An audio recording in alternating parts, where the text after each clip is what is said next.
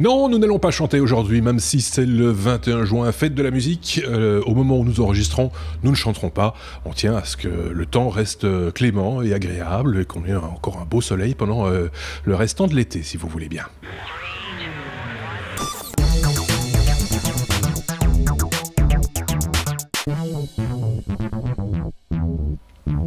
On pourrait, ceci dit, entonner une petite chanson, mais comme je le disais, on va peut-être pas le faire, parce qu'on a avec nous, je suis un peu mauvais sur le coup, Bruno de ce côté-ci, je suis pas sûr qu'il chante très très juste, soyons clairs, quoique, peut-être, je sais pas. Benoît, est-ce qu'il chante juste, Benoît? J'ai pas bonne réputation en la matière. C'est ça, quoi. Donc on va éviter, c'est pas vraiment là où on s'exprime le mieux, la chanson, soyons clairs, même si on aime bien ça. Non, c'est plutôt les nouvelles technologies, et c'est ce qui nous occupe chaque semaine, vous le savez, dans les technos, avec notre revue de presse à nous. C'est les choses que ces deux gaillards ont perçues durant la semaine en matière de nouvelles technologies, avec leur sensibilité à eux, donc c'est forcé, on ne parlera pas de tout, ou peut-être pas de choses dont vous voudriez parler, mais on va vous parler de peut-être autre chose, qui va vous stimuler également. Vous le savez, la saison se termine peu à peu. Il reste encore un épisode avant les vacances d'été pour nous. On est en train de vous mettre en boîte quelques hors-séries quand même, pour ne pas perdre l'habitude de se retrouver durant l'été. Donc ce sera à découvrir au mois de juillet et au mois d'août. Vous voilà prévenus. Pas de courrier des auditeurs cette semaine.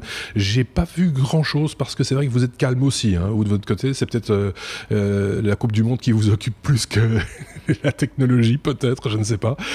Quoi qu'il en soit, si j'ai raté quelque chose, désolé, n'hésitez pas à renvoyer un message éventuellement. En tout cas, on reste attentif et on essaye en général de vous répondre également le plus rapidement possible en commentaire de cette vidéo, que ce soit sur YouTube ou dans les podcasts ou sur notre site lestechno.be. Voilà, je pense que là j'ai bien fait le tour. Personne n'a rien à rajouter de ce côté-ci. Non, ça va, tout le monde est content. On peut y aller avec notre abécédaire classique. On commence avec la lettre A comme Adobe.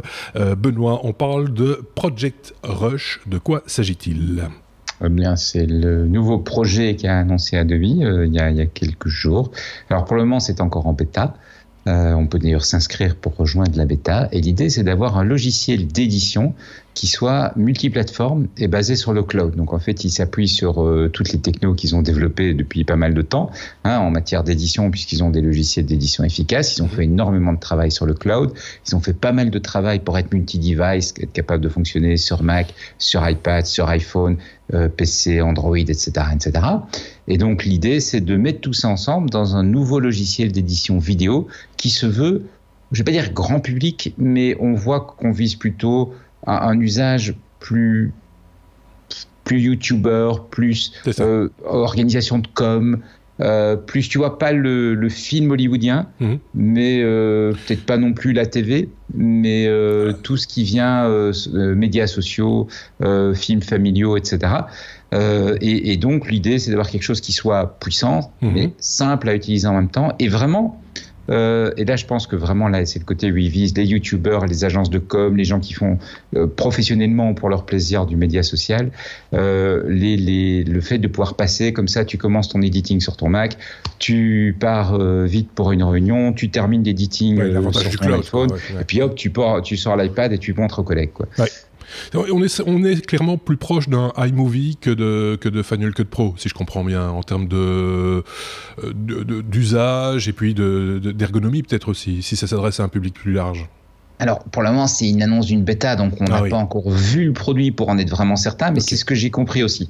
Donc, c'est effectivement, on est plus un produit simple, avec des algos puissants, parce que Adobe a vraiment un savoir-faire en la matière, et cet ajout du cloud, cet ajout du multi-device, que pour le moment iMovie, c'est vrai qu'il y a un iMovie, non, c'est vrai, il y a iMovie pour iPad, il y a iMovie, ouais, tout à fait. Donc, de faire des choses un peu standardisées, il faut dire. Moi, ce que je trouve un tout petit peu dommage avec ces applications très très template, déjà avec beaucoup de choses dedans pré-mâchées, j'ai envie de dire, c'est que ça coupe un petit peu à la créativité. Je sais pas ce que tu en penses, Benoît. C'est que quand on donne comme ça les choses toutes faites, on retrouve la même vidéo partout, enfin en tout cas le même genre de vidéo, la même structure, le même habillage, la même transition qui va bien. Je sais pas ce que tu en penses. Alors c'est marrant parce que tu sais que le grand reproche qu'on fait actuellement aux studios hollywoodiens, c'est qu'ils ont tous le même schéma pour un blockbuster, à la minute près. Hein. Oui, il y a même un bouquin qui s'appelle Who Saved the Cat qui a été écrit il y a une dizaine d'années maintenant, qui est le bouquin dans lequel se trouvait le template du blockbuster, et il y a des analyses qui montrent que maintenant tout le monde parle là-dessus. Donc ta critique sur la créativité, elle est intéressante, mais elle n'est peut-être pas limitée. Mais tu vois, quand on parle de YouTube, quand on parle de youtubeurs, alors c'est pas ce que nous faisons ici, hein, soyons clairs, mais il y a des gens qui sont vraiment très créatifs en matière d'imagerie, etc. Il y a beaucoup de gens qui copient ceux qui sont très créatifs. Je prends l'exemple que tout le monde prend de Casey Neistat, qui a inventé un genre qui a été de vlog, qui était fort récupéré par d'autres vlogueurs avec plutôt du succès, il faut bien le reconnaître. C'est pas facile à faire, j'ai pas dit que c'était simple, mais du coup, la créativité, elle se pose un peu là, quoi. Oui, non, t'as raison sur un certain point de vue, et puis en même temps, un soft simple, ça permet peut-être aussi de se dégager d'aspects techniques sur lesquels on n'est peut-être pas le plus fort. Oui, c'est ça.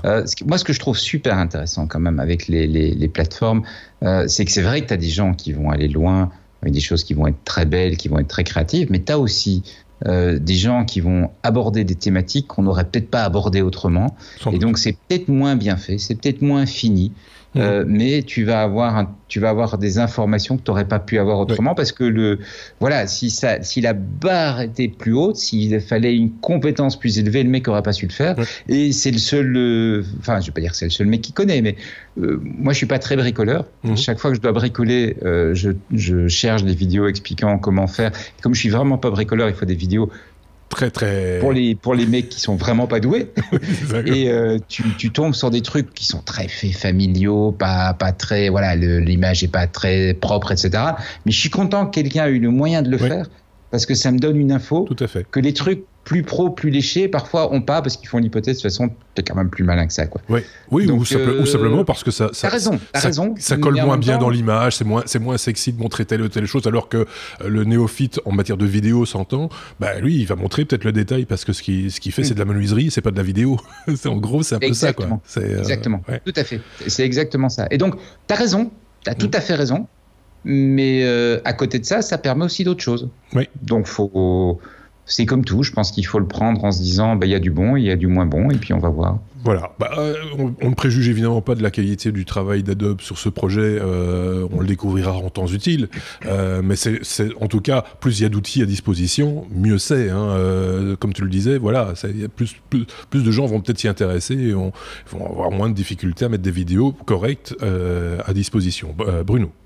Petite question, Benoît, ça coûtera combien? Il faudra vendre un rein pour ce produit d'Adobe? C'est vrai que Adobe est connu quand même pour ses prix un petit peu prohibitifs. Hein, le Creative Cloud à 700 € pour le commun des mortels pour l'ensemble de la suite. Hein, donc ça fait quand même un paquet d'applications, mais c'est un loyer que l'on paye à Adobe. Effectivement, là, on peut se poser la question. C'est une question que je me pose. Alors, ils n'ont pas encore communiqué sur l'aspect prix. Je pense que vu le public qui vise, ils vont devoir réviser leur prix méchamment à la baisse. Mais non, on n'a pas encore l'info. Parce que la bêta démarre, quoi. Oui, c'est ça.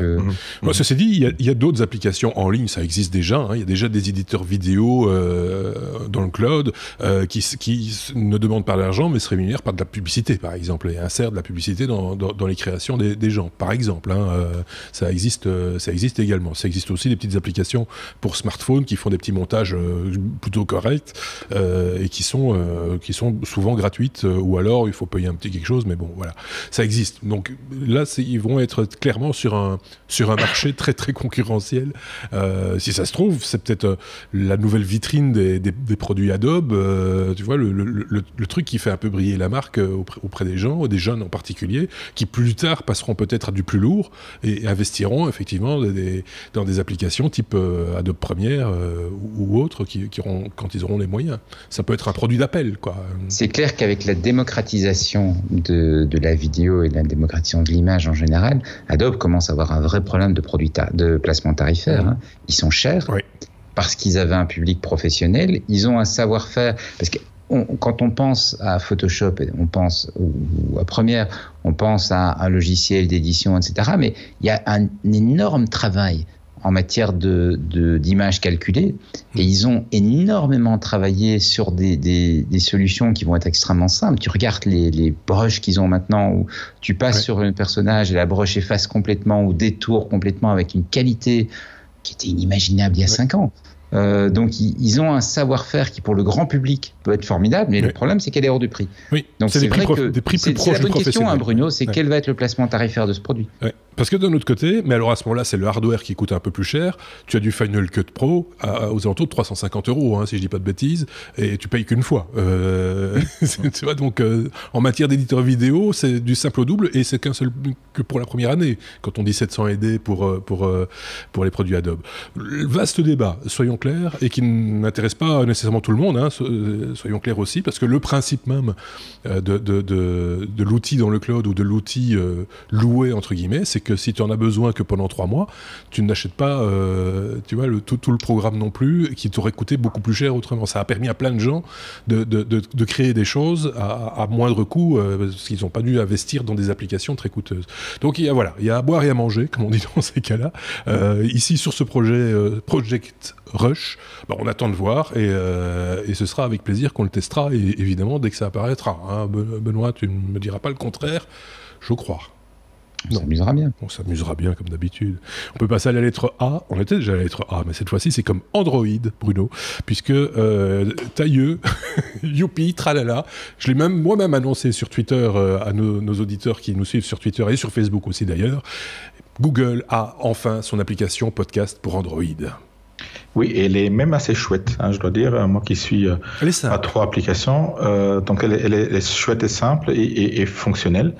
Et surtout, Google a de bonnes intentions avec ce développement et a de bonnes idées. Donc il a lancé cette application sur les devices Android, mais il l'a intégré aussi à Google Assistant. Hein, donc toutes les enceintes connectées Google Home vont en profiter aussi. Et imaginez par exemple, vous écoutez un podcast, le dernier podcast Les Technos dans la voiture, vous n'avez pas le temps de le finir parce que votre trajet est trop court, parce que nous on fait des podcasts trop longs, et vous arrêtez l'écoute, vous arrivez à la maison, et vous arrivez à la maison, vous dites à votre enceinte Google Home, joue-moi les Technos, et il va vous dire, non, tu dis même pas besoin de dire reprendre, il va vous répondre, je reprends les Technos là où vous êtes arrêté. D'accord. Donc c'est assez intéressant.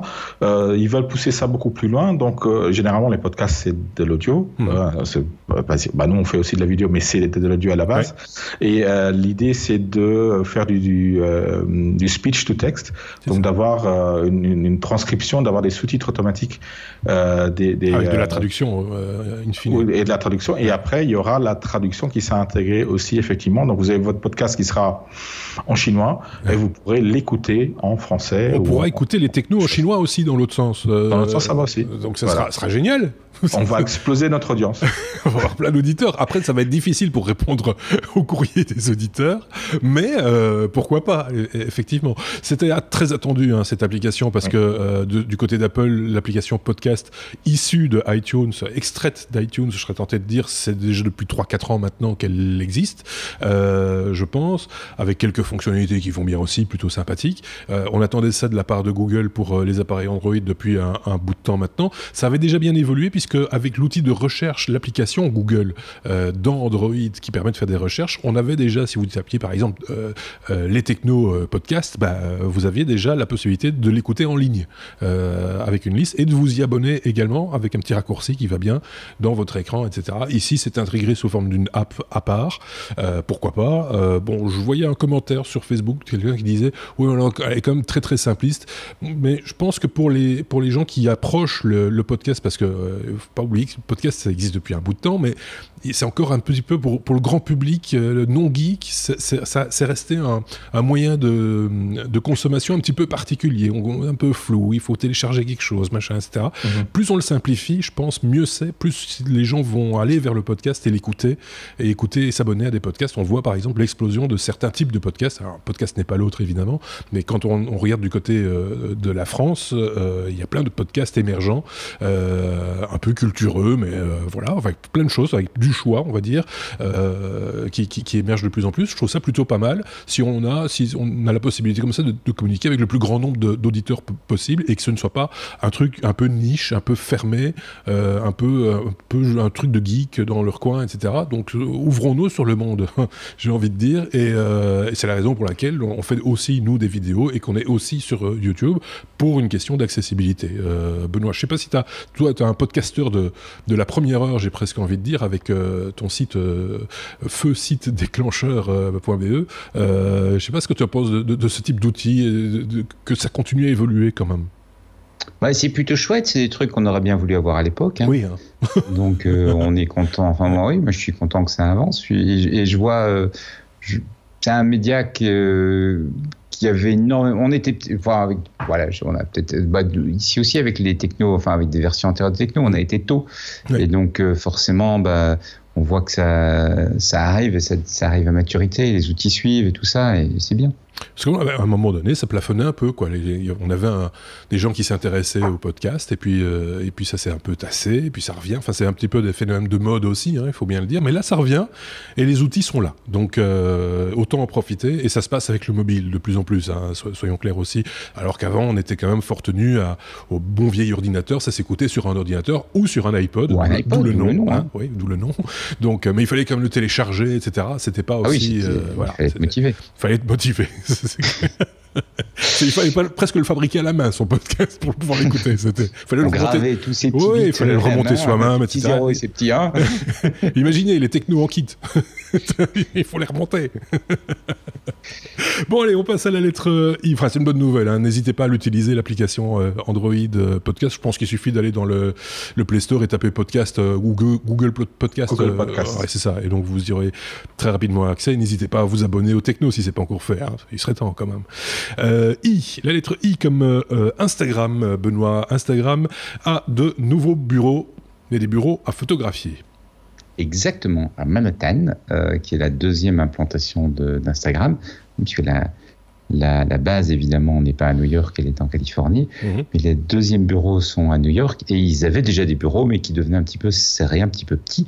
Donc, ils viennent d'aménager dans de tout nouveaux bureaux, aménagés par Frank Gehry, qui est un architecte, un des grands architectes du moment. Et c'est lui qui avait fait, on en avait parlé sur les technos, c'est lui qui avait fait le fameux grand bâtiment de Facebook, donc de la maison mère.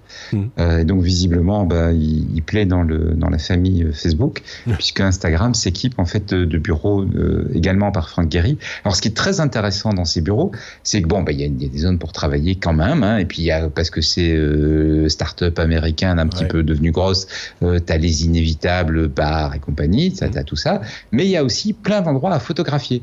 Donc il y a un mur vert. Tu sais, pour faire de l'incrustation d'images, comme tu te photographies ou tu te filmes, le mur derrière est vert.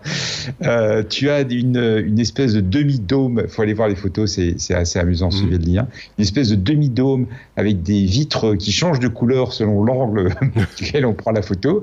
Il y a une espèce de studio avec assez coloré comme ça, avec des éclairages et une insonorisation acoustique, pour éviter de pouvoir s'enregistrer, peut-être faire un podcast ou des choses comme ça. Avec, il faut le noter, l'éclairage qui va bien aussi. Ils veulent vraiment soigner clairement, donc il y a les inévitables qu'on s'attend à voir chez Instagram, c'est-à-dire une zone de travail, des écrans pour mettre les photos faits par la communauté, etc. Parce qu'évidemment, on veut que ce soit visible.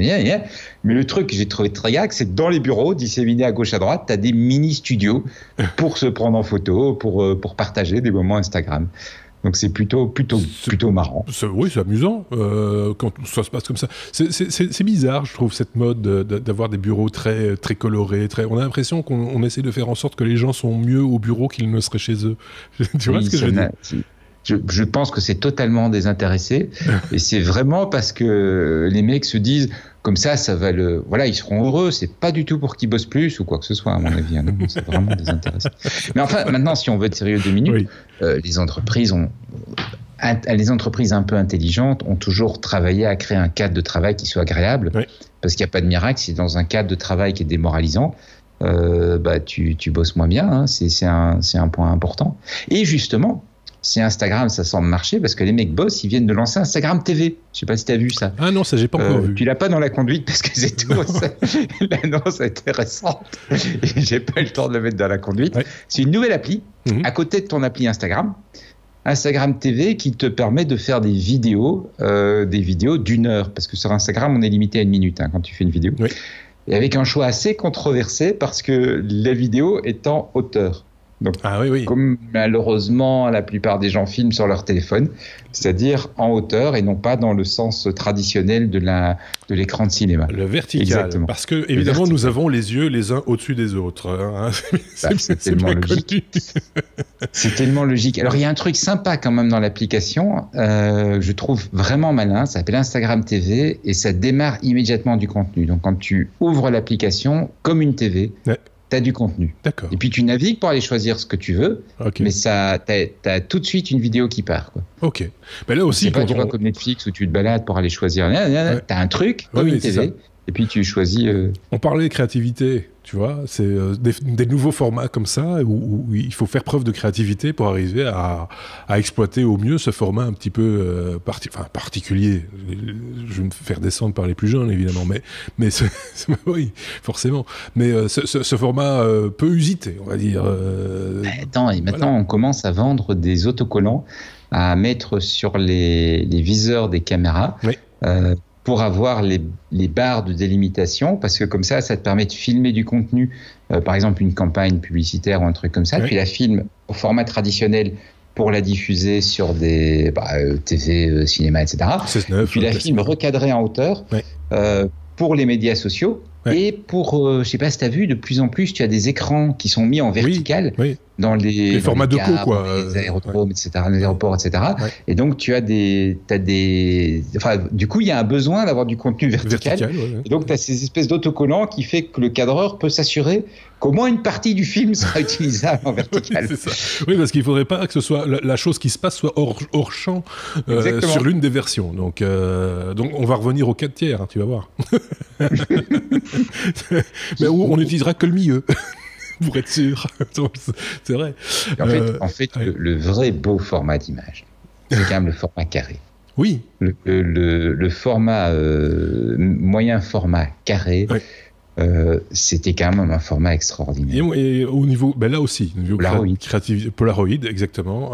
Certains les petits appareils Minox, je ne sais pas si tu connais, tu vois ça, ce que c'est. C'était l'appareil photo de James Bond. Il faisait des petites photos carrées. Et le 120 aussi, si on veut être un peu plus sérieux, le format 120 qui était le format de la presse pendant des années, ça filmait en carré avec des grandes pellicules qui ont la taille d'un Polaroid en fait. Bon, les vieux, on continue là. Oui, pardon. C'est quand même terrible. C'est la première fois quand même qu'on se fait reprendre par un chroniqueur. Mais c'est vrai que quand on s'emballe en photo et en vidéo, Benoît et moi, on finit par être intarissable. Et voilà, c'est parce que c'est amusant et voilà, c'est ludique et tout ce que. Alors moi, je suis un peu embêté parce que j'ai une conduite qui me dit une chose et j'ai des slides qui en disent une autre. Est-ce qu'on est bien, confirmez-moi qu'on est bien à la lettre F comme Facebook? Alors, on avait un petit i comme Internet, mais comme on a été long, on peut le passer. Oui, c'est quand même bizarre ce F après des i. Je trouvais ça un petit peu bizarre. Il s'est quand même passé un truc bizarre. Donc, on va continuer sur le i comme Internet peut-être, Benoît, puisque ça reste chez toi. Alors, on va le faire très court parce qu'on a déjà été long sur le précédent. C'est juste. Donc, le Parlement européen examine actuellement une loi pour le traitement du copyright dans des cas numériques. Et un des articles fait peur à pas mal de gens parce qu'il demande en fait aux plateformes de mettre en place des moyens automatiques pour détecter l'abus de copyright avec des contraintes qui vont quand même être assez fortes. Et donc, pas mal d'acteurs de l'Internet se disent « Oui, mais ça veut dire qu'on va couper toute une série d'utilisations qui sont quand même qui sont devenues une norme, qui sont devenues acceptables et qui sont même parfois encouragées par les marques, de détournement de produits. Tu sais, toutes les photos extraites d'un film sur lesquelles on va taper une bannière ou un truc comme ça, ça pourrait devenir interdit. On pourrait avoir des robots qui circulent et qui censurent ce genre de choses.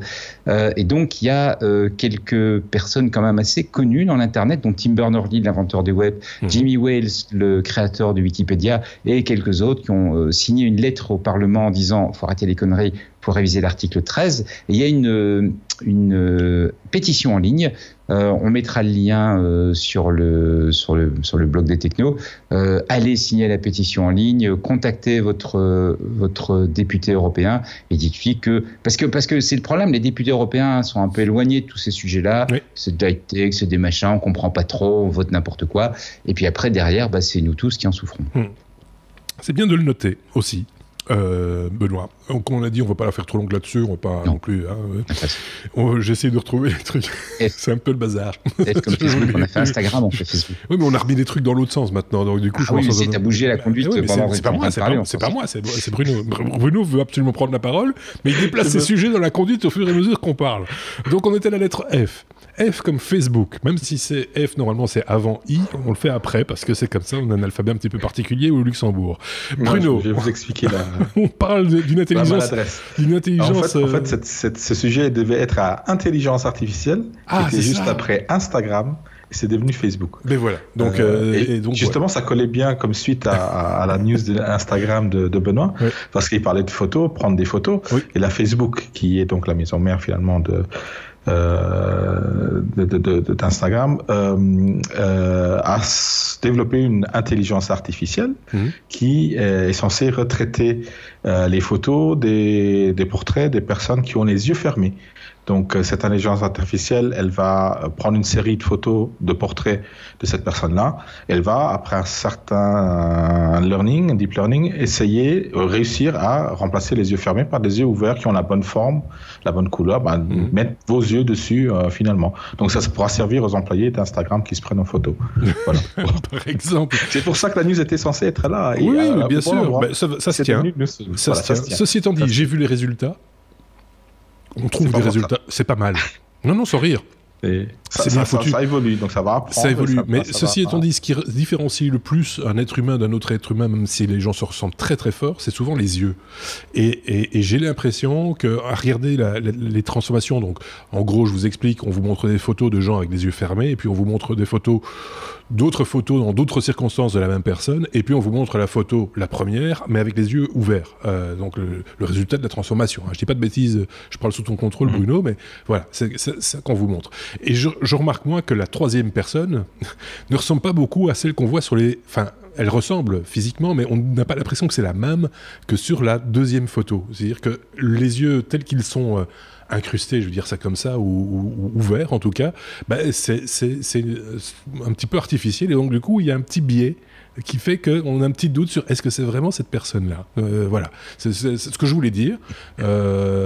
Sinon, moi, très honnêtement, quand je regarde les photos sur Facebook de mes amis, ou alors j'ai des amis qui font de très bonnes photos, je les vois rarement avec les yeux fermés quand même. Je dis ça au passage. Ou alors c'est parce qu'ils choisissent bien les photos qu'ils mettent en ligne. En général, c'est ce qu'on fait. On évite de mettre des photos sur lesquelles on a les yeux fermés ou qu'on fait une bête grimace ou des choses comme ça. Donc voilà. Oui, tu voulais rajouter un truc. C'est surtout quand vous avez des photos de groupe. Oui, c'est ça. Là, vous avez le problème. Il y en aura toujours un qui aura les yeux fermés. Oui. Donc voilà, ça marche assez bien effectivement.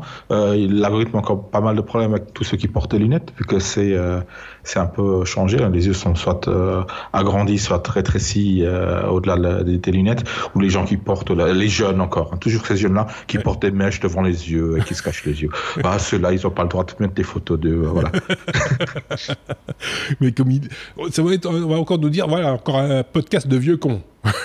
Ils n'aiment pas les cheveux longs. Oui. Et ils n'aiment pas le format vertical non plus. Ça devient compliqué après un moment. On était à la lettre I, F. Adieu vos vaches cochons. La lettre N, tiens, allez, au hasard. On va comme au Scrabble, on pique les pièces dans le sac.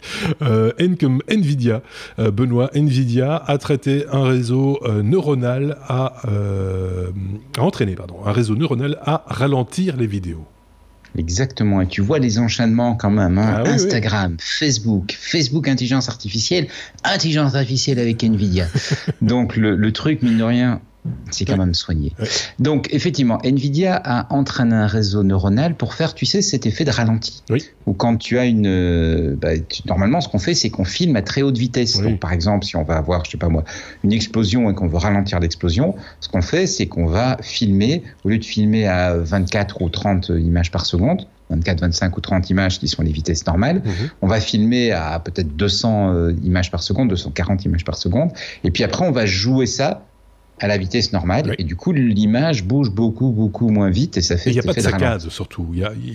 Plus on tourne vite, moins il y aura de saccade à 50 ou à 24 images. Tout à fait. Quand tu le rejoues plus lentement, t'as pas de saccade et t'as une image très propre. Parce que l'autre solution, c'est effectivement ça, c'est prendre l'image normale et la jouer en type effet un petit peu time-lapse, et du coup tu as effectivement un effet de saccade. Mais c'est pas toujours possible d'avoir tourné à la bonne vitesse, parce que peut-être que c'était pas prévu au moment où on a tourné, on se disait pas qu'on allait ralentir après. Deuxièmement, ça consomme pas mal de cartes mémoire, ça consomme pas mal de stockage à l'enregistrement et puis pour le garder après. Et puis si au final on n'en a pas besoin, c'est dommage. Et donc Nvidia a entraîné un réseau neuronal, et les résultats sont assez bluffants, où tu lui donnes des images à 30 images par seconde, il te fait du 240 images par seconde. Tu lui donnes des images qui sont déjà ralenties à 240 images par seconde, et il te fait un truc qui est d'une lenteur, mais c'est absolument extraordinaire. En recalculant les images intermédiaires, c'est ça ? Alors, en recalculant, sachant que c'est un réseau neuronal, je suis pas certain que le mot recalculer est le meilleur terme, mais oui, si tu veux. Donc, en fait, il va interpréter l'image. Il interprète les images et il invente les images qui manquent. C'est ça, voilà. Donc, entre l'image 1 et 2, il va en faire des 3, 4 peut-être, et donc les 2, 3, 4... et donc l'image devient extrêmement fluide, comme si elle avait été tournée au ralenti. C'est incroyable. C'est incroyable. C'est incroyable. En même temps, dans une image, tout ne bouge pas toujours, donc il n'y a toujours qu'une partie de l'image, j'imagine, à réinterpréter, donc ça doit être... c'est passionnant comme truc, ce que tu nous racontes là. J'ai envie de dire. Non, mais il faut de la puissance de calcul quand même. Ceci dit, Nvidia en puissance de calcul. C'est pas mal pour Nvidia. Hein. Ouais, c'est ça quoi. Donc l'idée, c'est tu remplaces du stockage, ce qui était pas mal pour Western Digital, des choses pareilles, par de la puissance de calcul, ce qui est pas mal pour Nvidia. C'est ça. Est-ce que, dis-moi si je me trompe, mais quand on filme à très haute vitesse, il faut des objectifs avec une très grande ouverture, ou également il faut de la lumière, non ? C'est-à-dire que forcément ton temps d'exposition est beaucoup plus court. C'est vrai que tu as c'est pas toujours possible pour différentes raisons d'avoir l'image qui a été capturée comme on le souhaitait. Et donc là, on voit bien l'intérêt effectivement pour des effets où on va vouloir ralentir une image. Bon, il faut voir jusqu'où on peut aller aussi. Hein, dans ce genre si on filme à 12 images par seconde et qu'on essaye de faire un truc hyper slow motion, etc., là, il risque de se perdre un petit peu dans les calculs et dans les... Non, mais il y a un des points qu'il dit, c'est que par exemple, souvent, on filme avec son téléphone.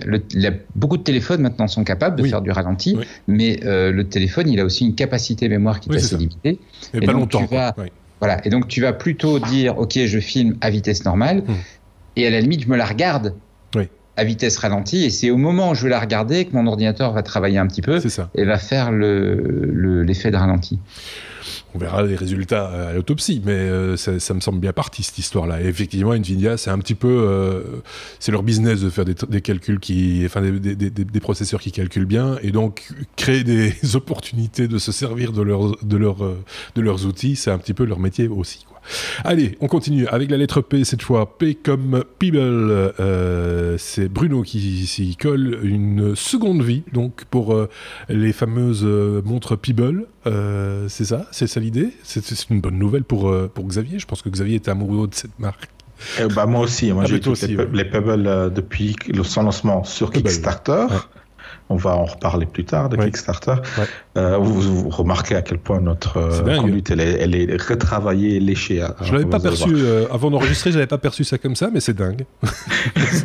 Donc les Pebble, c'était donc des montres connectées un peu, on va dire, rétro ou minimalistes, où les écrans étaient en LCD, noir et blanc pour consommer peu de batterie. Donc les Pebble avaient une... C'est pas du e-ink, c'est pas de l'encre. C'est du e-ink, donc on aussi une autonomie qui dure plus d'une semaine en principe, contrairement aux montres connectées de nos jours avec des écrans, même si c'est des OLED, ont une autonomie d'un jour et demi à tout casser. Donc là, on était vraiment tranquille, avec un système vraiment propre. Donc vraiment un projet, c'était le projet le plus supporté à l'époque. Ça a été détrôné depuis par d'autres, mais à l'époque, c'était vraiment un grand succès. Et à un certain moment, ça a été quand même racheté dû à des problèmes financiers, on va en reparler aussi. Ça a été racheté par Fitbit, qui eux ont promis de continuer le support de l'écosystème, parce qu'il y a tout est sur le cloud, sur le serveur finalement. mais ils vont finir le support qui a été reconduit à plusieurs reprises à la fin de ce mois-ci. Ah oui. Et donc là, il y a des personnes qui ont lancé un projet, c'est Rebel avec un R, donc je vais plus le mettre à R aussi si tu veux. Mais donc là, même les gens, les ex-employés de Pebble supplient tout le monde de créer un compte Rebel avant que le support se termine pour qu'il y ait une deuxième vie pour leur montre connectée. Et donc voilà, on va avoir probablement le marché de l'occasion des Pebble qui va renaître et on va tous ressortir nos Pebble pour pouvoir l'utiliser parce qu'on avait tous cru que c'était un produit mort. Oui, effectivement, tant mieux. Si tout le monde y trouve son compte, c'est une bonne chose. C'était une déception quand la Pebble avait disparu. C'est parce qu'en plus, il y avait un nouveau modèle qui sortait au moment de l'annonce. Ça a coupé un petit peu les pattes de tout le monde. Donc voilà, c'est une bonne chose que ça puisse continuer sous cette forme-là. Alors évidemment, avec notre sens de la logique habituel, après la lettre P, on passe quoi ? J'ai une petite question. Ah pardon, excuse-moi. J'avais pas vu.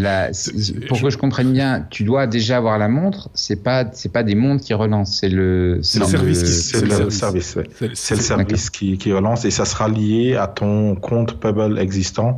Une fois que celui-là sera mort, on aura un compte Rebel. Voilà. Et il se finance comment ? Ça, c'est une bonne question. Mais c'est des passionnés. À mon avis, c'est eux-mêmes qui veulent continuer à utiliser leur Pebble. C'est dans un esprit un peu la logiciel libre, quoi. En gros, c'est un peu dans cet esprit-là, quoi. J'avais pas vu ton doigt se lever, Benoît. C'est bizarre. Un bras transparent, je voyais juste ton bic se promener dans l'écran, c'est pas grave. Donc avec notre logique qui nous caractérise, après la lettre P, la lettre K évidemment, c'est bien logique, c'est n'importe quoi cette fin de saison, je vous le dis tout de suite. K comme Kickstarter, vous le savez, on aborde régulièrement des sujets et des produits que l'on trouve sur Kickstarter parce que ils nous motivent les uns et les autres et qu'on trouve ça plutôt sympa de mettre un petit peu en avant aussi des produits innovants etc. On met rarement en avant, Benoît, il faut bien le dire, les gens qui sont derrière les produits que l'on présente et qui sont sur Kickstarter. Et c'est un petit peu une occasion, mais une mauvaise occasion d'en parler, je serais tenté de dire. Oui, c'était un message assez dur que j'ai vu hier sur une campagne que j'avais suivie. Donc l'histoire, c'est un Ernest White & Son, qui était une société qui fabriquait des ciseaux à la main, qui avait lancé une campagne il y a 2 ans maintenant pour essayer justement de maintenir ce savoir-faire en vendant une série de ciseaux, pouvoir se rééquiper un petit peu, former un jeune, etc.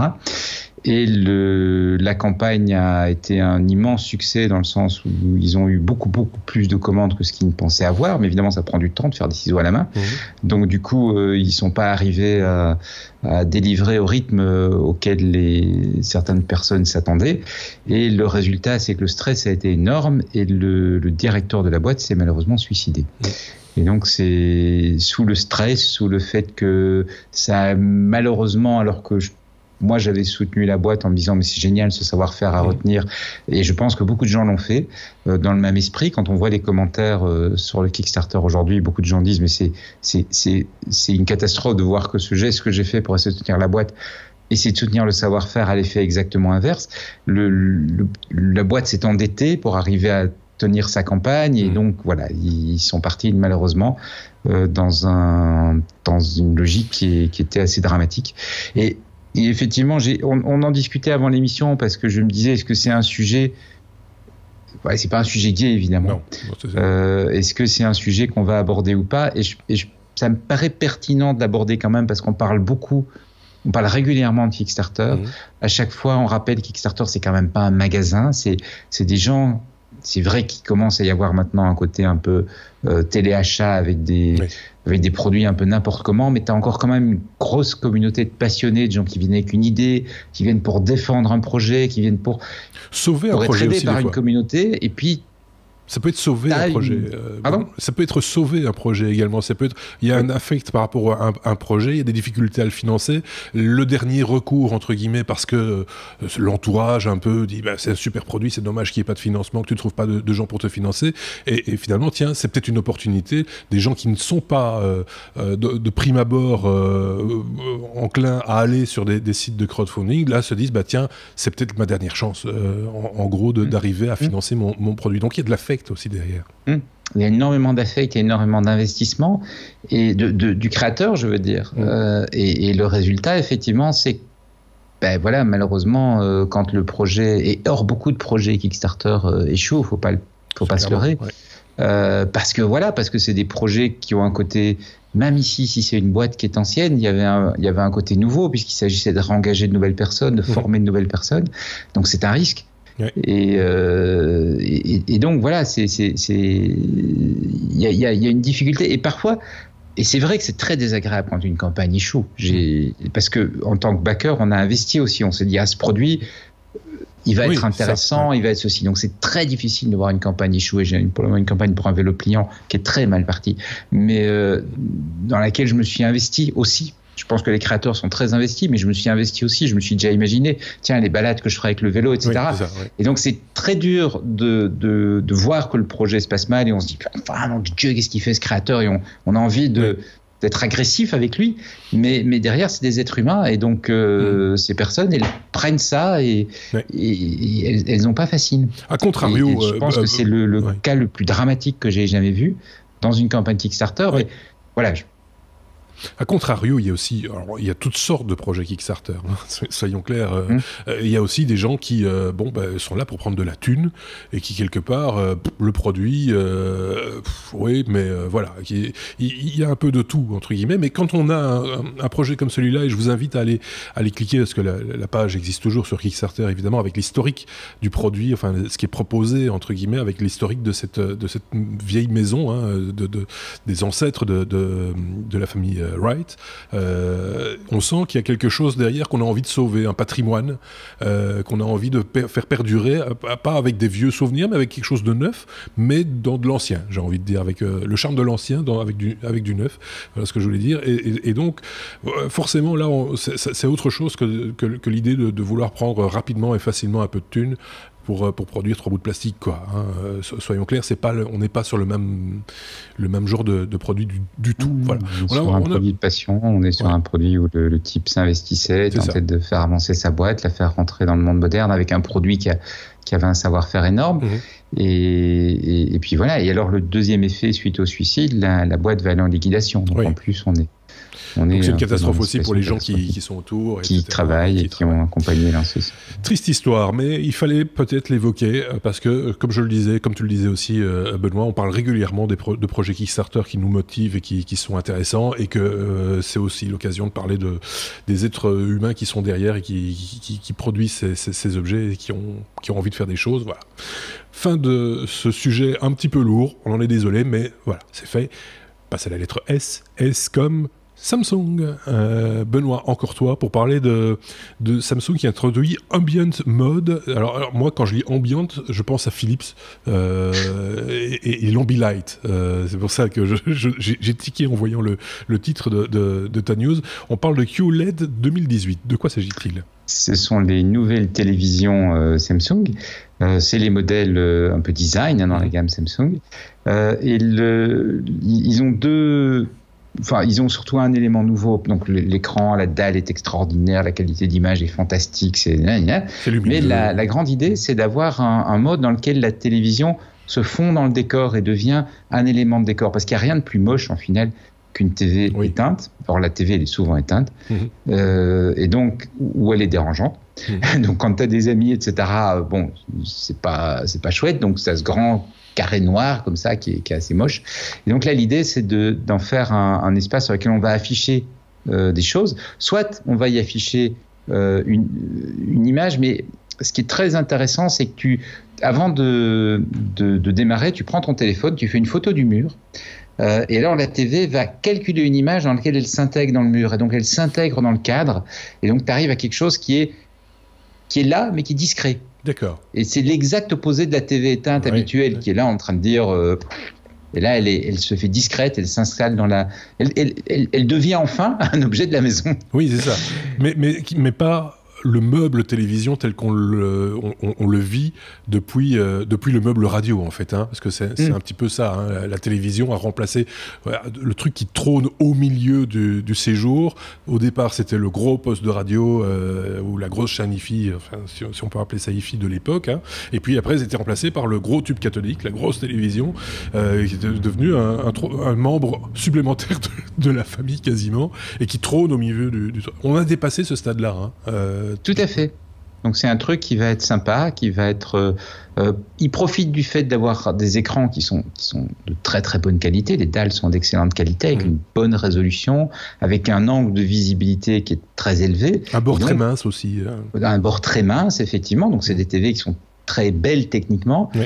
Et il profite de ça pour avoir quelque chose qui va être décoratif, même quand il est éteint. Il y avait eu des présentations, je pense que c'était LG qui a présenté ça au dernier CES en début d'année, des écrans qui étaient accrochés au mur, hein, comme des cadres, et c'était difficile de faire la distinction, en tout cas en photo, entre une œuvre d'art, un poster ou une affiche ou une peinture et la télévision. Mais elle faisait partie du décor, elle était complètement intégrée avec où elle affichait des choses qui n'étaient pas des images qui bougent, mais des œuvres d'art, en fait. C'est un peu le même esprit, quoi. Hein. Au boulot, on vient de mettre des TV, alors là, c'est des Philips. On vient de mettre 8 grandes TV pour faire un grand mur vidéo comme ça. Et dessus, il y a une partie où on affiche des informations animées, et une partie où on affiche des informations chiffrées, donc qui changent toutes les 3 minutes. Donc c'est pas... Et tu as vraiment un côté... C'est une des choses qui m'a vraiment frappé, tu as un côté poster. C'est ça. Ouais. Donc les dalles modernes sont vraiment... c'est comme tu dis, c'est comme si tu avais accroché tu vois, tu l'auras imprimé, tu l'auras accroché, tu l'auras fait une belle impression, tu l'auras accroché et t'as cet effet-là, effectivement. Je sais pas si je peux interpeller... Il y avait juste un dernier petit point sur la TV, comme ça j'ai fini avec la TV. Et là, également, puisque c'est consistant avec l'idée qu'elle ne doit pas être gênante, ils ont également travaillé sur le câble. Et donc, ils ont un mini-câble très fin, qui fait que tu n'as pas le deuxième côté pas chouette quand tu la mets au mur, c'est cette gros câble noir qui descend et le gros câble blanc qui remonte dans l'autre sens. Ou l'obligation de faire des saignées dans le mur pour cacher les câbles. Alors là, il faut vraiment être motivé. Hein. Oui, là, il y en a qui le font. Hein. Voilà. Mais, non, je ne sais plus ce que je voulais dire maintenant, mais c'était certainement très intéressant du coup. J'ai oublié mon propos. Je pensais, parce que j'en parlais à un collègue il n'y a pas tellement longtemps, à Chromecast. Quand vous utilisez Chromecast sur votre télévision, qu'il est branché, Google vous gratifie de photos, de tableaux, d'œuvres d'art, etc., etc. Et moi, je mets ça de temps en temps chez moi parce que je regarde pas beaucoup la télévision, mais j'en ai une et je trouve ça, avoir cet écran noir en face de moi, ça me gave un peu. Et donc, j'allume la télévision pour le mettre sur Chromecast, tout en écoutant de la musique, je fais autre chose, etc. Et au moins, j'ai quelque chose de sympathique. Quand je lève les yeux, je vois quelque chose d'agréable et j'aimerais bien, du coup, avoir une télévision de meilleure qualité pour pouvoir mieux profiter de ces... Donc, on va choisir. On pourra mieux en profiter quand elle est éteinte. Quand on ne l'utilise pas en tant qu'écran de télévision ou écran vidéo, on va dire ça comme ça. Et donc, ça devient paradoxal, mais ça veut dire que maintenant, cet objet qu'on appelle télévision, on va le choisir avec des qualités qui sont sur des usages qui ne sont pas nécessairement de la vidéo ou du jeu vidéo. Tu vois, des choses un petit peu plus... l'aspect décoratif, entre guillemets, de ce qu'on peut afficher. Je ne sais pas si Bruno avait une opinion sur ce sujet. Non, effectivement, moi, je ne regarde pas la télé, je regarde surtout la vidéo sur demande. Oui, et effectivement, j'ai aussi Chromecast qui tourne et qui me montre des photos assez intéressantes de photographes. Mes propres photos, si je choisis de les partager. On peut faire ça aussi. Mais l'Apple TV aussi, quand elle se met en veille, elle met des jolies images ralenties animées, c'est des vidéos filmées par des drones ou par des stations spatiales. Ce sont très belles ces images, effectivement. Donc c'est très très très belles images. Effectivement, la télé prend une autre dimension et devient un objet décoratif. Et parce que après on va s'arrêter avec ça, mais quand on voit le prix de l'immobilier, les mètres carrés qu'occupe la télévision, tu vois, si vous avez encore une vieille télévision, c'est une perte d'argent. Soyons clairs. Moi j'ai un meuble là, il fait 60 sur 1,20 m. Donc je perds une surface d'équivalente à 60 cm sur 1,20 m en termes de surface utile de mon appartement. Voilà. Ça a un coût aussi, il faut le rappeler.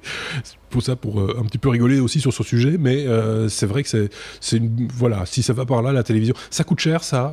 Benoît, je sais pas si tu as les prix en tête ou. Alors, j'ai pas les prix pour la saison, le nouveau modèle là. Mais les anciens modèles, quand tu regardes, ça s'échelonne entre 500, 600 et 1200, 1300. Ah oui, en fonction des tailles. D'accord, oui, bah oui, forcément. Comme quoi, la taille compte de temps en temps.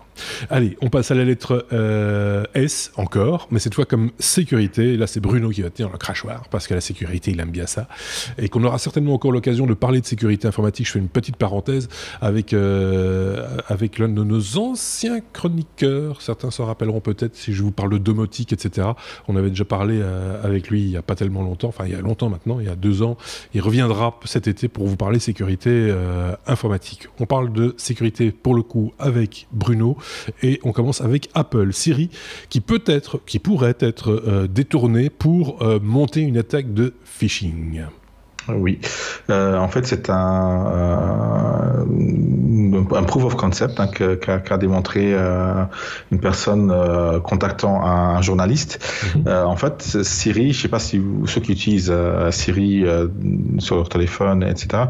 Quand quelqu'un vous écrit un message ou vous appelle, Siri va essayer d'être intelligente et va vous proposer un prénom ou un nom de personne pouvant être cet interlocuteur. D'accord. Donc c'est un peu sur ce principe-là que s'est basé ce problème de sécurité. Et donc si vous écrivez un iMessage sur les iPhones à quelqu'un qui ne vous a pas dans sa liste de contacts et que vous commencez la conversation en disant coucou, c'est je sais pas, un nom quelconque, Siri va automatiquement en déduire que c'est bien cette personne-là. Ah oui. En l'occurrence. Et si par la suite, c'est une personne que vous connaissez, dans laquelle vous avez confiance, vous mettez un lien sur un site illicite de phishing, et ben vous allez cliquer dessus parce que vous pensez que c'est cet ami-là qui vous a envoyé ce lien-là. Et c'est à ce moment-là que le phishing commence. Donc il profite du fait que Siri pense que vous êtes une personne connue de l'interlocuteur et va vous jouer sur la confiance de cette personne-là pour vous faire cliquer sur le lien. Donc c'est quand même une chose assez pointue, mais qui vient du fait que Siri interprète ou déduit que vous êtes une personne que vous dites être, en fait. Oui, c'est ça. Donc il prend tout pour argent comptant, quoi. Voilà. Donc, je pense que lors d'une prochaine mise à jour, Apple va vite corriger le tir. Oui, parce que si on peut faire croire n'importe quoi à Siri, où va-t-on ? Oui. On parle d'un truc, mais tu deviens fou, quoi. Allez, parce qu'il y a Siri, mais c'est pas les seuls qui ont des soucis. Google Home, par exemple, pourrait révéler notre adresse à des inconnus. Voilà, tout simplement, comme ça. Pourquoi ? Comment ? Voilà, de nos jours, on parle beaucoup de données personnelles et privées. Là, du coup, ça fait quand même tâche aussi. Donc, il n'y a pas que Apple. Donc, il y a Google aussi qui est dans ce problème de sécurité. Donc, en fait, quand on fait appel aux API de Google Home, donc le Google Assistant, on peut assez facilement et sans la moindre question de sécurité, en tant que développeur, on peut demander la géolocalisation de la personne qui utilise le système, du moment qu'on est dans le même réseau Wi-Fi. Et forcément, si on a fait lancer une application sur Google Assistant, on va être dans ce même réseau-là, et on peut avoir une géolocalisation en lançant une requête API au mètre près, quasi au mètre près, parce qu'on a cette information-là. Google Assistant a cette information-là parce qu'il a exactement l'endroit de votre routeur, etc., etc. Donc il sait vous le géolocaliser, mais le pire, c'est qu'il va donner cette information-là à quelqu'un qui aura votre adresse et pourra vous envoyer de la publicité dans votre boîte à lettres ou autre. Donc ça, c'est quand même assez dangereux aussi. Ouais. Donc encore voilà, donc, la technologie évolue. Partage l'information à des tiers, quoi. En gros, voilà, c'est ça. En gros, c'est ça. Ouais. Sans votre consentement, en tout cas, ça c'est clair. Ça, c'est évidemment, c'est pas très en accord avec la GDPR, quoi. Soyons clairs. Et on en termine avec cet aspect sécuritaire, Bruno, pour parler d'un truc que je connais pas. Ça s'appelle Autopilot Buddy. qui est interdit de vente pour les Tesla. Alors il faut que tu nous expliques ce que c'est Autopilot Buddy. Moi je connaissais pas du tout parce que j'ai pas de Tesla non plus. Pour l'instant, j'espère bien un jour. Ouais, c'est surtout l'Autopilot Buddy. Tesla, je vois ce que c'est, mais l'Autopilot Buddy, je ne sais absolument pas ce que c'est. Non, mais je vais vous expliquer le contexte. Effectivement, Tesla qui a de gros problèmes financiers dernièrement, qui met beaucoup de gens à la porte, etc. Il y a même eu des sabotages dernièrement. Donc, si vous suivez Tesla, c'est ce qu'il dit. C'est ce qu'il dit. Voilà. Notre ami Elon, si tu nous écoutes. Bonjour. Oui. Donc, lui, il connaît l'Autopilot Buddy, sûrement, parce qu'il doit l'utiliser lui-même. En fait, quand vous conduisez une Tesla, vous avez l'autopilote, le pilote automatique. Mais ce pilote automatique a quand même une sécurité équivalente, même plus renforcée, c'est qu'il faut garder les mains sur le volant. Oui. En tout cas, régulièrement, poser les mains sur le volant. Oui. Et Autopilot Buddy, justement, est un petit bidule qui désenclenche cette sécurité-là.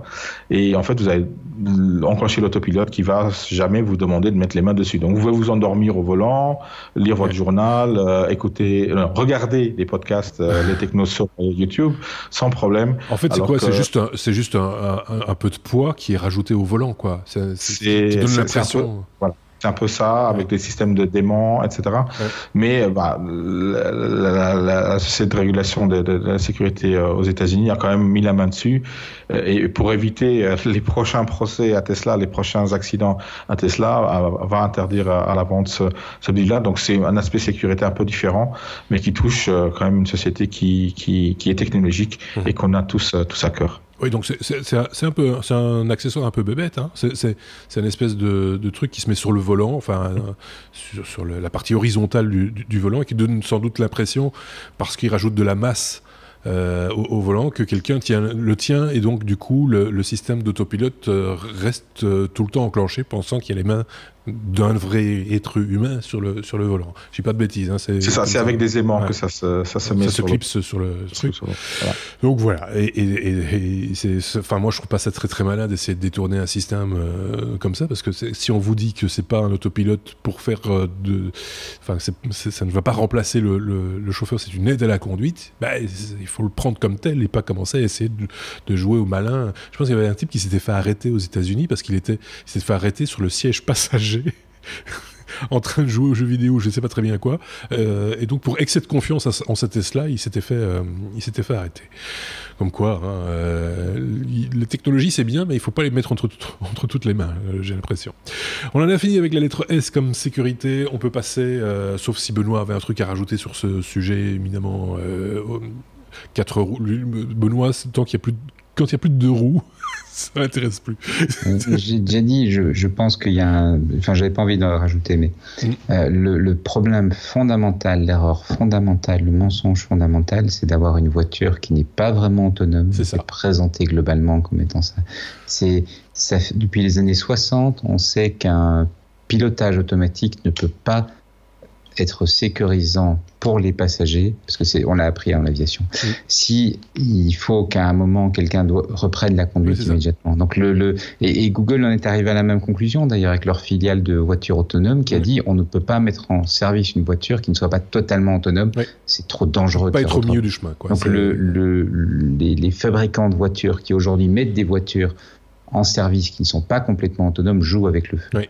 C'est pour ça qu'on préfère parler d'aide à la conduite à un certain degré. Après, faut jauger le degré, mais ça ne remplace pas le... Non, mais le problème, c'est comment on demande au conducteur, comment on permet au conducteur de baisser son niveau d'attention et qu'on lui oblige à reprendre l'attention quand la voiture est en difficulté. Ça crée un immense danger. Oui.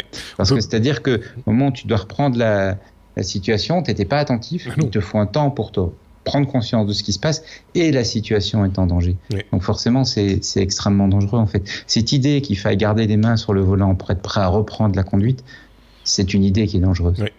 Il vaut mieux pas de volant du tout. Exactement. C'est vrai. Et d'ailleurs, on le voit, les véhicules autonomes, on a vu ça à Las Vegas, je pense. Il y a des navettes de bus autonomes. Il n'y a pas de place pour le chauffeur. Il n'y a pas de chauffeur, il n'y a pas de volant, il n'y a pas de pédale.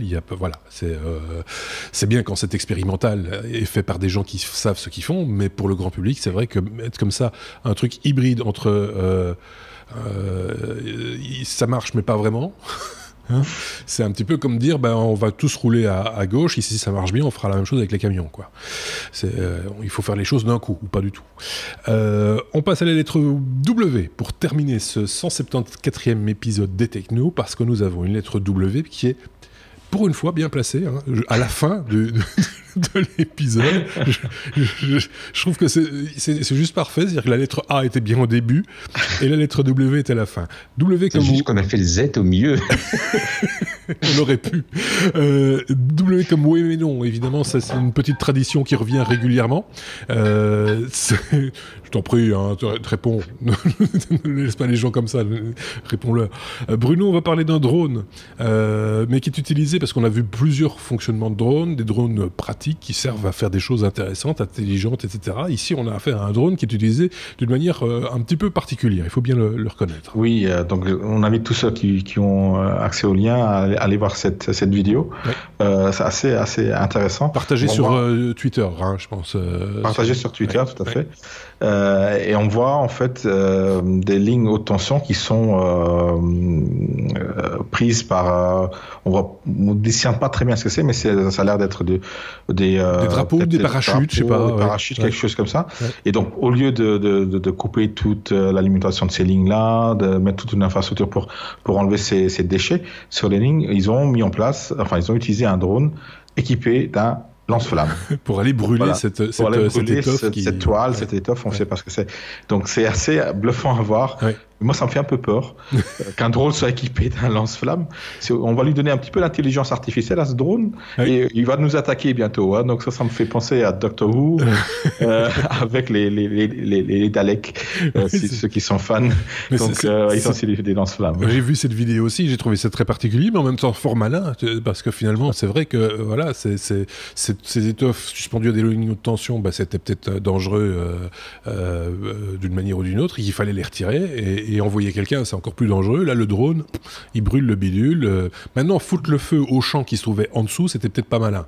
Parce que c'est pas grave. Ils vont utiliser des drones extincteurs pour ça. Oui. Pourquoi pas, effectivement. Ceci dit, quand tu parles d'attaque de drone, il y a un truc quand même qui, moi, m'a un petit peu surpris. Je voyais à la télévision belge, puisque je rappelle à nos amis auditeurs que nous sommes belges. Non, pas tous. Pas tous, il y a un luxembourgeois dans la bande. Mais bon, c'est presque un belge. C'est un belge un peu plus riche que les autres, c'est tout. Non, je voyais un concours d'ingénieurs, je pense, qui manipulaient des drones et qui devaient les programmer. Alors, le concours, c'était ça, c'était de les programmer pour larguer quelque chose à un endroit voulu. Avec autour il y a des militaires et des trucs comme ça et ils interviewent un des jeunes ingénieurs d'une école d'ingénieurs sans doute réputée qui dit oui je trouve ça super important parce que par exemple pour livrer des médicaments en Afrique etc. Et donc lui il pense à ça et moi je pense à ça aussi de manière générale, mais je pense que les militaires qui étaient tous autour pensent à un autre type de largage à un moment donné.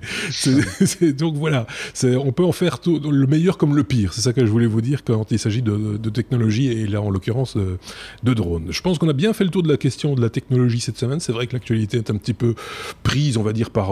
et quand je fais le geste, c'est le geste du ballon, évidemment. L'actualité, le champ médiatique est un peu occupé par les pelouses et les ballons de foot. Et donc, du coup, il y a peut-être un petit peu moins d'informations technologiques, mais il y avait de la qualité cette semaine, une fois de plus, à vous proposer. N'hésitez pas à commenter cette vidéo, que ce soit sur YouTube ou sur notre site lestechno.be, là où vous trouverez d'ailleurs toutes les sources des sujets dont on vous a parlé dans cet épisode, pour aller plus loin, pour vous aussi vous faire une opinion. N'hésitez pas. Merci en tout cas à Benoît, dont c'était le dernier numéro cette saison. On le retrouvera cet été avec un hors-série certainement. Et puis Bruno, je pense que c'est pareil. Fin de saison également. Il se retrouvera avec, on l'a déjà promis à nos éditeurs, un test Sonos prochainement dans un hors-série destiné à nos éditeurs qui nous écoutent durant l'été, puisque vous le savez, comme on en a l'habitude maintenant, on réduit un petit peu la voilure durant le mois de juillet et août, même si on revient au début du mois d'août avec de l'actualité technologique et évidemment fin août, début septembre avec la rentrée de notre 5e saison du coup, on allège un petit peu les programmes et on vous propose plutôt des hors-séries, question d'encore occuper un petit peu le terrain évoqueur, j'ai envie de dire. Voilà, merci beaucoup à vous, merci Benoît, merci Bruno. Salut. Et on se dit à très bientôt, au revoir.